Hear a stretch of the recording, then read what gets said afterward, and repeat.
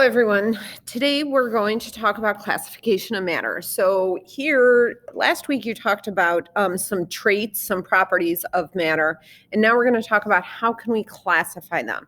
We have a few different categories that we're going to talk about, but you'll also see a really nice flow chart that will help you be able to classify what kind of matter something is. So first of all, we have to talk about what is matter. Matter is anything that has mass and takes up space. So it must have those two things in order to be considered matter. It's really easy for me to ask the question, give me an object that is considered matter, because you would probably list off a whole bunch of things: a desk, a chair, the garbage can, my pencil, my paper. But what's even harder is, what are some things that are considered not matter? So you need to remember that in order for something to be matter, it has to have mass and takes up space. It must have those two things. So now we're going to talk about atoms and molecules. Atoms are those tiny particles that make up all matter. Molecules are atoms that are joined together. So when you talked about water or sugar in biology, those you were talking about molecules.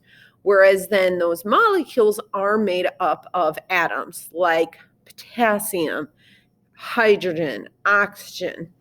And when we look at our molecules, the molecules are joined together in a very specific arrangement. They like to be very geometric, and we're actually going to get to that later in the year, but they do join in a very, very specific way. We can also classify matter by their physical state of matter, so whether it's a solid, liquid, or gas. So in this chart, you'll notice I use the words fixed and indefinite. So when I say fixed, that means that property does not change when I place it into a container. So if I take a look at a solid, if I put my desk into the garbage can, that does not change the shape of the garbage can or of the desk. Same thing with the volume. It is fixed. It does not change. Whereas my liquid, if I have a glass of water and I put it in a cup, it takes the shape of that container. Whereas if I pour it onto the floor, it is now taking the shape of the floor. It is a different shape. Whereas the volume stays exactly the same. The volume in my cup and the volume of water on the floor, it stays the same. Okay. Whereas my gases, we've talked about gases already, and we've kind of talked about these already when we started to talk about gases, is that the shape and the volume of a gas, it changes based on the container. And that's what makes the gases kind of so unique. So here is the start of our flow chart, and I apologize for that first matter up there. I can't get it to change, so we're just going to deal with it. So the main category here is matter. Remember, in order for something to be on this flow chart, it must have what? It must have mass and it must take up space. Okay, so the matter can be split into two different things: a pure substance or a mixture. A pure substance, it has a constant composition. It is always kind of the same. Whereas my mixture, it can vary. It really doesn't matter in terms of the composition. Pure substances here, all samples are made of the same pieces in the same percentage. So salt, NaCl, it always has one sodium and one chlorine. Whereas my mixtures, they can have different samples, may have the same pieces, but in different percentages. So those are kind of the main two categories. Here's some differences between pure substances and mixtures. We're going to go on the pure substance side first. Pure substances, all samples have the same physical and chemical properties, meaning if I'm dealing just with potassium and have a huge sample of potassium, every single potassium atom will have the same physical and chemical properties. They have constant composition. All the samples have the same pieces in the same percentage. They are homogeneous. They separate into components based on chemical properties. Remember, chemical properties, we need some sort of reaction in order to determine those properties. And temperature stays constant while we melt or boil them. And this is something that we'll talk about in a little bit. But when we are going through a phase change for pure substances, that temperature actually does not change. If we look on the opposite side, my mixtures, you'll notice that it's the complete opposite of my pure substances. Different samples may show different properties. They could be the same, but honestly, most of the time they do have different properties. They're variable in composition, meaning every single sample that I take, I could have different substances or different percentages. They could be homogeneous or heterogeneous. These mixtures we can separate based on physical properties. And the temperature usually does change while we melt or boil these guys. So then my pure substances can actually be broken down into two smaller categories, elements and compounds. Elements are my basic building blocks of matter, and they are composed of single types of atoms. How do I know something is an element? Well, if it's found on the periodic table of elements, it is to be considered an element. Whereas my compounds usually contain two or more different kinds of atoms. So like H2O, you have two hydrogen atoms and one oxygen atoms.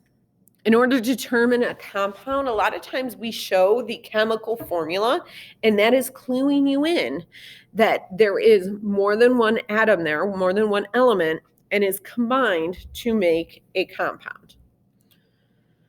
So here's some examples of element and compound. Helium. Helium is considered an element. Compound over here is like my H2O. So you'll notice they're both pure substances, okay? But helium is just helium, but water, we have more than one atom or element there. Elements do combine together to make different compounds, which makes what makes compounds. Compounds are made up of one type of molecule. Molecules could contain two or more different kinds of atoms. So you'll start seeing a whole bunch of chemical formulas, and you'll be able to see, oh, there's more than two atoms written there. Now let's talk about mixtures. We have two different types of mixtures that we can classify: homogeneous and heterogeneous. Homogeneous means the same percentage throughout. Okay, it is very uniform. So a good example of this would be my coffee. If I put creamer in my coffee, every sip that I take, I get the same percentage of coffee and creamer. Now, that percentage does not have to be 50-50. It could be, say, 80% coffee, 20% creamer, but every sip that I take is uniform. It's an 80-20 split, okay? Homogeneous mixtures are also known as solutions. So you'll hear me say the word solutions an awful lot in chemistry. You need to remember that solutions are homogeneous mixtures. Heterogeneous mixtures is they're different throughout, meaning every sample that I take, it will be a different percentage. The best example that I have here is fruit salad. Each scoop of fruit salad that you take out, you will get a different number of grapes. Okay, so it's a heterogeneous mixture. So in my heterogeneous mixtures, they are made up of two or more pure substances. So like the one on the left, I have wet sand. So I have water and I have sand. But you'll notice every sample that I would take out of that wet sand, I don't have the same percentage, the same composition of wet sand to water. Whereas my tea, it's still made up of two or more different pure substances. I have my tea and my sugar, but every sample that I take, it is the same composition I have the same percentage of tea to sugar. So here's a better kind of flow chart that you might want to jot down because it is really easy to follow. So we have matter, and then my matter can be split into pure substances or mixtures. My pure substances can then be split into elements and compounds. My mixtures can be split into homogeneous or heterogeneous mixtures. The last thing I want to talk about is the law of conservation of mass. The law of conservation of anything, is matter. So for mass, matter is neither created or destroyed, which means the amount of matter that you have at the beginning is equal to the amount of matter after. So the total mass of your reactants is equal to the total mass of your products. So let's take a look at this example right here. Okay, I have 56 grams of butane, burns with 208 grams of oxygen. It forms 176 grams of carbon dioxide and 90 grams of water. So you'll see if I add 58 and 208 together, we should get a total of